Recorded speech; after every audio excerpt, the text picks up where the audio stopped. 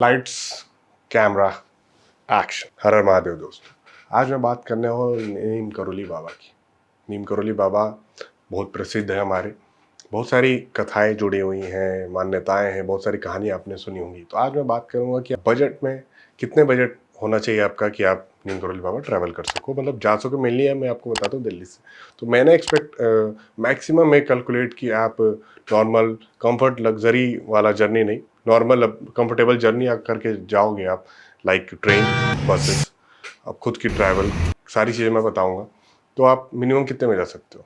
1500 रुपये में आप नीम करोली बाबा दर्शन कर सकते हो। आइए जानते हैं कैसे। तो हमारी जर्नी स्टार्ट होती है दिल्ली से। अगर आप दिल्ली से बजटेबल ट्रैवल करना चाहते हो तो सबसे बेस्ट ऑप्शन है आज के time Indian railways and the buses. Best option है। बजट में आप ट्रैवल करोगे, कैब करोगे, महंगा पड़ेगा। उसकी प्राइसिंग कितनी पड़ती है वो भी अप्रॉक्स आपको बता दूँ, दोनों साइड के बता दूंगा। ये हम बात कर रहे हैं एक साइड से जाने का। और मैं इस वाले में, जैसे पहली वीडियो में मैंने बताया था केदारनाथ के और जाने का बताया था कि 3000 रुपये में, मैं 1500 रुपये में आपको ये बताऊंगा कि आप जाके आ भी सकते हो आराम से। अगर आप देखो, आप कोई भी चीज़ आप प्लान करो कि पहले से, अगर ट्रेन में आपको ट्रेन की टाइमिंग्स पता है, ट्रेन की सिचुएशंस पता है पहले से, जो कि बेटर हो चुकी है हमारी। तो ट्रेन मैं बता देता हूँ, जैसे ट्रेन कौन कौन सी चलती है। ट्रेन अभी के टाइम पे आपको संपर्क क्रांति मिलती है, फिर एक शताब्दी एक्सप्रेस भी है, रानीखेत एक्सप्रेस है। तो ये कुछ लिमिटेड ट्रेन है, काफ़ी ट्रेन नहीं जाती, जो कि ट्रेन जो है वो काठगोदाम तक ही जाती है। आप वहाँ से टैक्सी सर्विसेज चलती है, वो आप वहाँ से ले सकते हो। मैं उसकी प्राइसिंग भी आपको बता दूँगा, ठीक है। तो इसके बाद बात करते हैं बसेस की। बसेज अगर आप ऐसे लो, मैं आपको बताता हूँ बस आप कैसे लो। बस आप शाम की ओवरनाइट जर्नी की हमेशा बसेस मैं प्रेफर करता हूँ। जैसे मेरा नाइट कंज्यूम हो जाता है, नाइट का जो टाइम है वो आराम से रेस्ट पीरियड में निकल जाता है। अगर आप नॉर्मल स्लीपर बस लोगे तो आपको 1000 रुपीज़ का पड़ेगा। अगर आप दिन में अगर ट्रैवल करना चाहते हो, नॉर्मल बस लेते हो सीटिंग वाला, तो आपको 500 से 600 रुपये, जो कि गवर्नमेंट वाले वेबसाइट पे जो गवर्नमेंट बसेज है वो आपको 500 से 600 रुपये में मिल जाएगी। उसके बाद आप यहाँ से पहुँचो, यहाँ से आप डायरेक्ट बस लो नीम करोली की। दो ऑप्शन है। मैं पहले जो फर्स्ट टाइम मैं गया था, तो मैं गया था सबसे पहले यहाँ से नैनीताल। नैनीताल और उसके अगली मॉर्निंग में मैं नीम करोली बाबा दर्शन करके फिर नैनीताल घूमा, फिर वैसे ही करा। तो अब क्या हो गया, मैंने 1-2 साल से, अभी लास्ट ईयर में गया था फिर से, तो मैंने क्या देखा कि आप जा सकते हो डायरेक्ट नीम करोली भी। ये मुझे नहीं पता कब स्टार्ट हुआ था, बट अब देखा मैंने कि रेड बस या फिर जो भी बसिंग ऐप है, बस बुकिंग्स ऐप है, उसमें मैंने देखा कि आप जा सकते हो डायरेक्ट नीम करोली बाबा।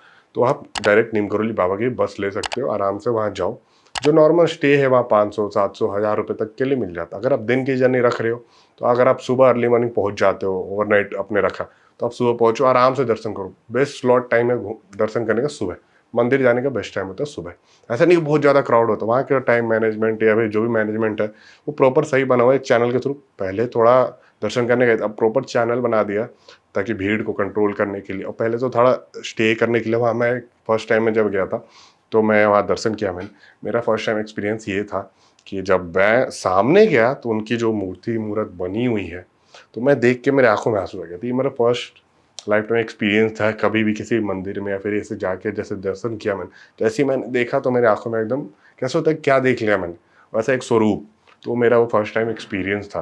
तो फिर वहाँ से अब मैं आके फिर वहाँ पे हनुमान चालीसा पढ़ा। मतलब प्रॉपर एरिया जो है वहाँ पे वो ओपन था, ओपनेबल था। लोग वहाँ बैठ के चालीसा, मेरे साथ 20-30 लोग बैठे हुए थे, सब हनुमान चालीसा, बजरंग बाण जो भी अपना कह रहे थे, मतलब ये कर रहे थे, ठीक है। उसके बाद अगर हम ये करें, अब क्या हो गया, अब प्रॉपर एक चैनल बन गया, आपको वहाँ बैठने नहीं देते, रुकने ही नहीं देते। किसी को चालीसा पढ़ना है रुकने नहीं देते। मैं इस बार गया था तो मेरे साथ भी यही हुआ। मैंने बोला यार मुझे चालीसा तो पढ़ना है, हनुमान चालीसा पढ़ना है, बजरंग बाण पढ़ना है, कैसे होगा। जब मैं गया तो मैंने सिक्योरिटी गार्ड को बोला कि आप थोड़ा 2 मिनट दो, अभी भीड़ नहीं है, अगर भीड़ होगी तो मैं खुद हट जाऊँ।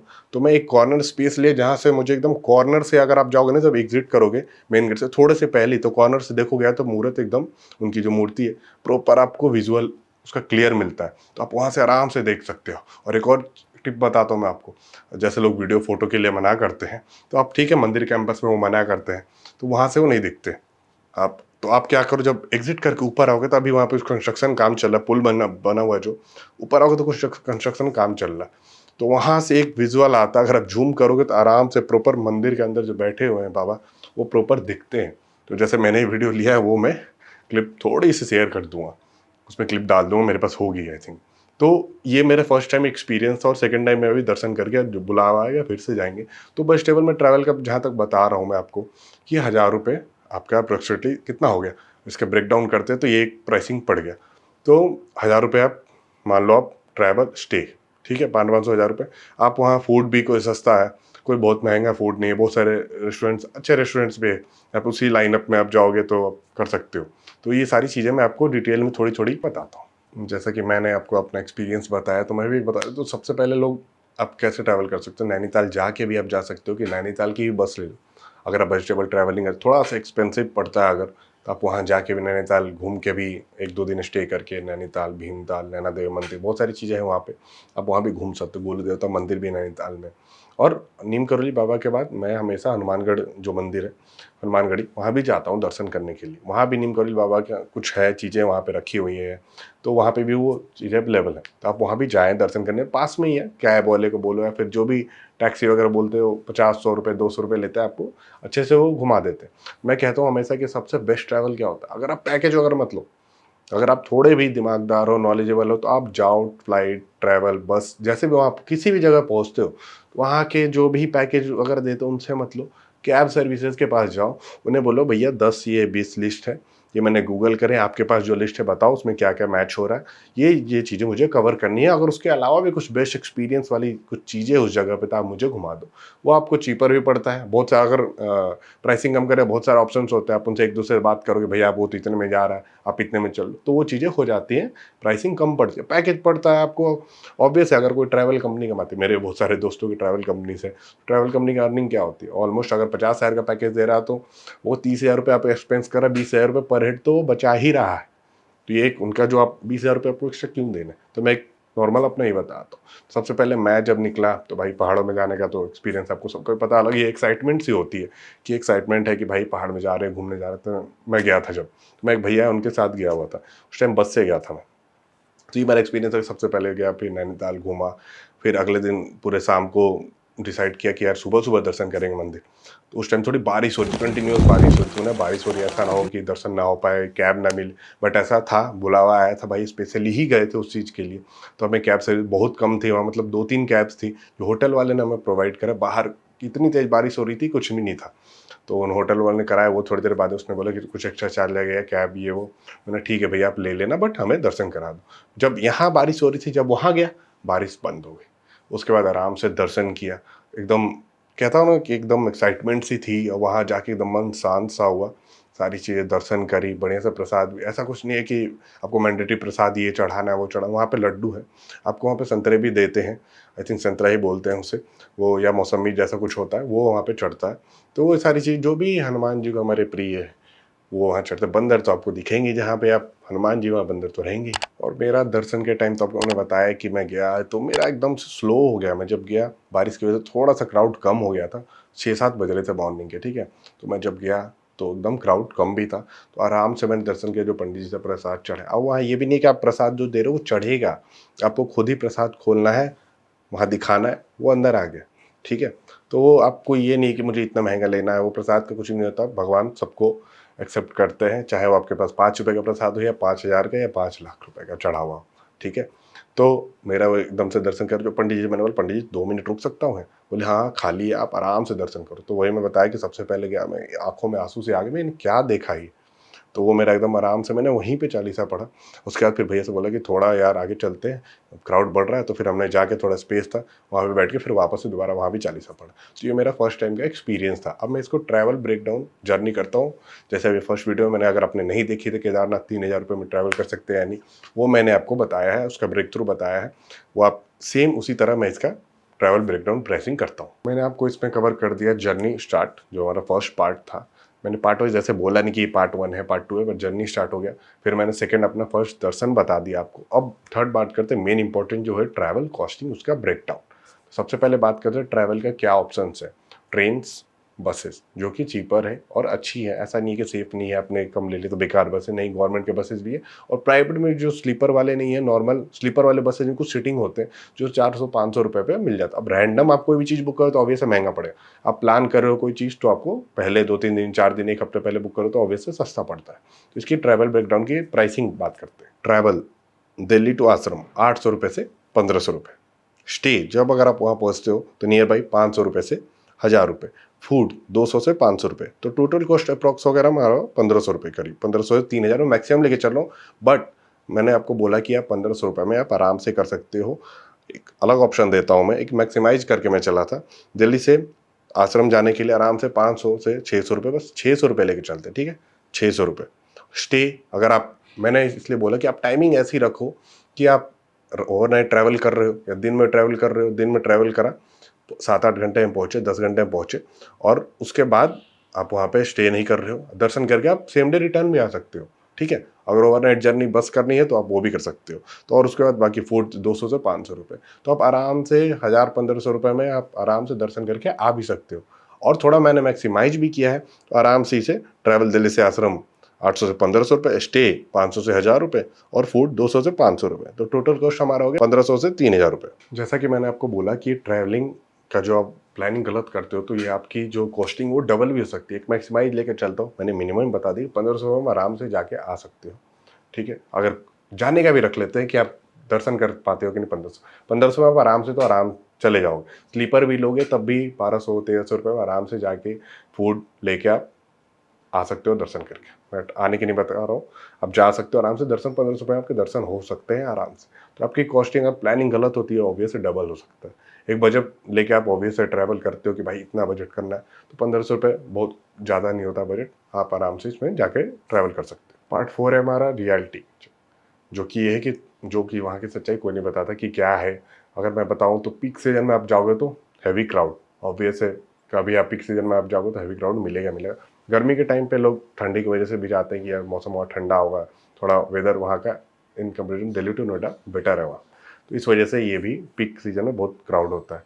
जो आपका सिक्योरिटी हो काफ़ी स्ट्रिक्ट है, तो इस चीज़ का आप ध्यान रखें, क्यों नहीं कि आप मंदिर कैंपस में मोबाइल से वीडियो बना रहे हैं तो ऑब्वियसली स्ट्रिक्ट एक्शन लिया जाएगा। तो ये सारी कुछ चीज़ें मैंडेटरी हैं। आपको मैं ये बता दूं कि ये कोई टूरिस्ट प्लेस नहीं है, ये मन क्या घूम क्या क्या नहीं, ये एक स्पिरिचुअल रिलीजियस जगह है जहाँ आप दर्शन करने जा रहे हो एक भगवान की, जिसकी आपकी आस्था से जुड़ी बात है। तो आप जाके कितने लोग हंगामा करना, गाड़ी से जाते हैं तो ड्रिंक करना, ये बहुत सारी चीज़ें कैसे सुनने को आपको मिलते हैं, न्यूज़ में आपने सुना भी होगा।